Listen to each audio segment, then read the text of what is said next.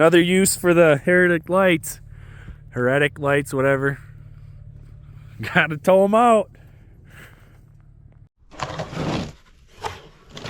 The nice thing about this kit from Heretic is that it comes with both the lights and the mounting screws for it. These are the flush mount lights, but I also got the wiring harness to go with it, and that comes with a switch, which I probably will end up switching to a different style switch that fits in the holes better on my car.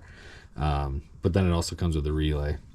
And also got the wiring harness instructions, so that way I don't screw it up, because I suck at electrical. So that diagram is going to be awesome. My goal for these lights is to use them as chase lights, so I'm probably going to put them in the back bumper here, either right there on the flat spot or slightly angled on both sides.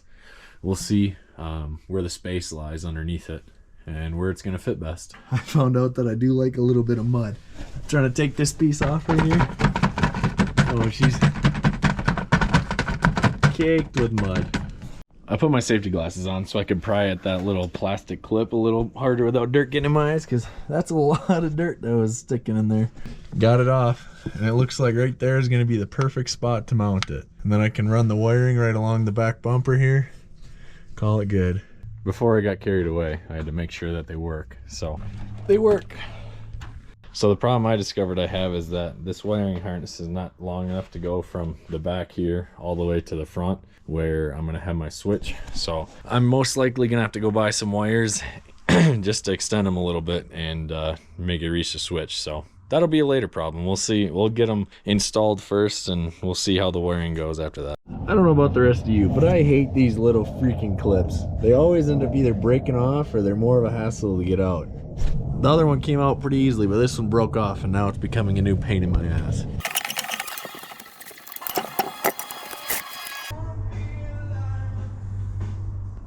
Hopefully those are straight enough to cut. These are gonna follow the curve on the back of the light here, so we'll see how that goes. I'm not gonna lie, I'm a little nervous to do this. Cutting a hole in my good bumper. We'll see if those work well enough. I'm cutting it a little small to start off. I can always make it a little bigger. I can't add more once I screw up, so let's see what we can do here.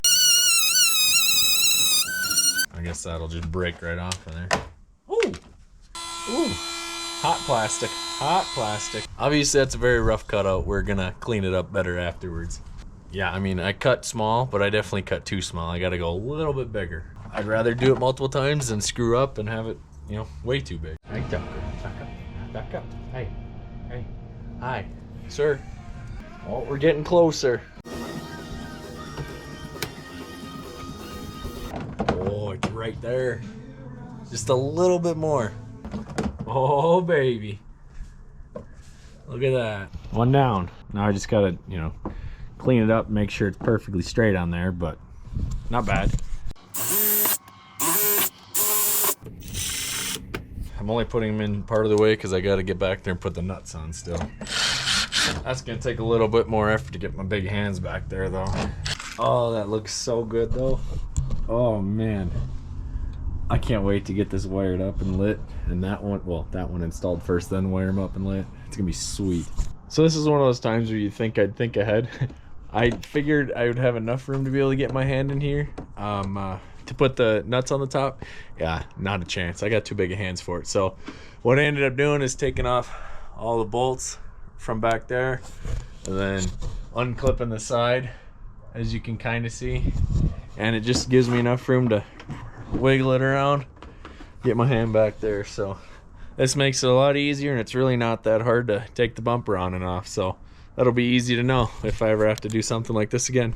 I forgot to film it, but hole 2 is cut. I decided to use a big drill bit to just drill holes around it and kind of just wallow out the edges and everything. So that worked a lot quicker than using that Dremel. So future ideas for myself, just take a big old drill bit and drill a bunch of holes.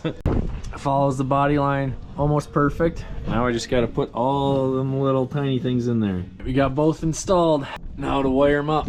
The only issue I had with this one is that the nut right here, the nut on the back side of that one got too tight, and for some reason it wouldn't turn anymore, and it's not like it was cross-threaded, so it stripped out right here. I tried using a Torx bit in there, pounded it in and get some turn still, and then it broke off in there. So we're just having some problems, but it's not too loose. Okay, now that I got the lights installed, I can put the bumper back in, push these back in, all these clips, and I'll come back through and screw it all in, and screw all those in, and then do the same on the other side. All right, so I've been trying to figure out how I want to run the electrical for this. It's been a struggle. I'm trying to figure out if I want to run down this panel on the left here and then run down the side, the plastic trim by the doors, or if I want to run it underneath the car the whole way. But I'll get back to you when I figure that out. I'm really impatient and I really want to see what these look like at night. So I went to Home Depot. I need to get extra wire anyway, and some connectors. Got some connectors for tomorrow. These are gonna be redone tomorrow, but temporarily I ran the whole spool of wire out 25 feet, and I'm gonna temporarily put it into the harness and wire it up so I can see what it looks like. So for now they're just running along the Super Stoke just to see what they look like. So hang on, we'll be right there. All right, I haven't turned it on yet, but I got it kind of jerry-rigged to see if it works. We're gonna find out together here. Oh shoot, those are bright. Sweet. Look at those babies. Tucker, what you see? What you see? Those are sweet. All right, it's a new day. I got tired and it got dark and my headlamps are all dying. So I went inside and did some other stuff. Edited some videos. So we'll see those here. Well, by the time you see this, you'll already have seen those. So anyway, figured out what I'm going to do for wiring. I'm going to run this wire, see the hole right there, down, and then I'll just have my connector points connected in, and then I'll run the switch wires up front and I'll run a power wire back and we'll make it work. So for now, I'm going to twist these together a little more so they're not so floppy. I'm going to twist them together using my impact, and then we'll tape them together in a few spots.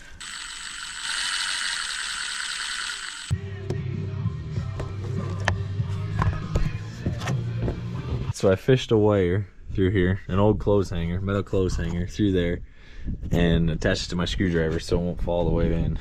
Plus it was a little too short. I'll tape this end, tape that end together there, and I'll pull it through and have it follow nice and easy along there and make it the rest of the way.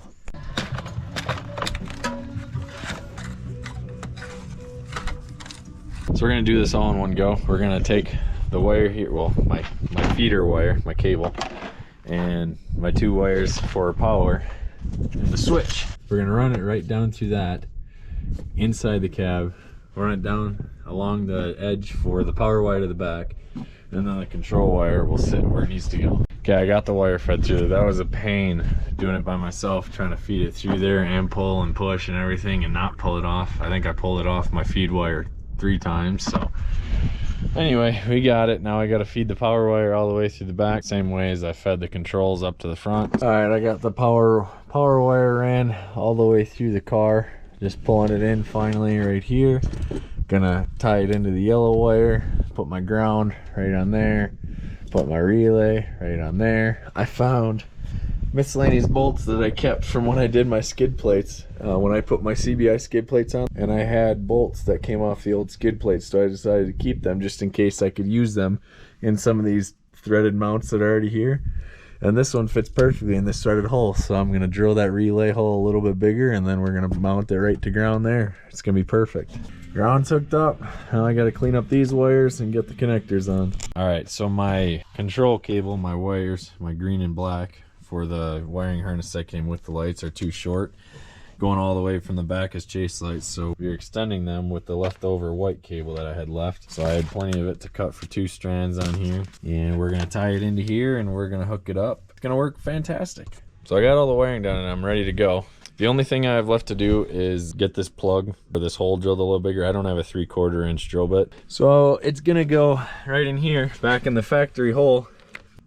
So right now it's just dangling, but I'm gonna go to my buddy's house later and see if he has a 3/4 inch drill bit or buy one, and then I'll drill the hole bigger, pull these off, push this in, plug that in, good to go, wham bam, thank you ma'am. But look at this, we are on, lit up, oh yeah.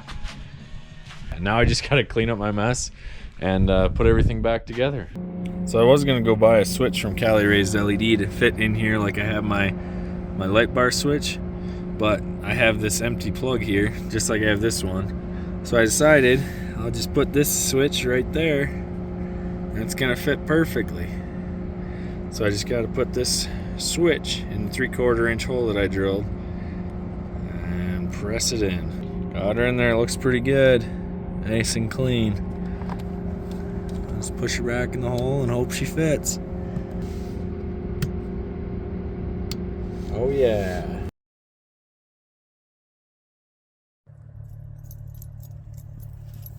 Hi, buddy. Another use for the Heretic lights. Heretic lights, whatever. Gotta tow them out.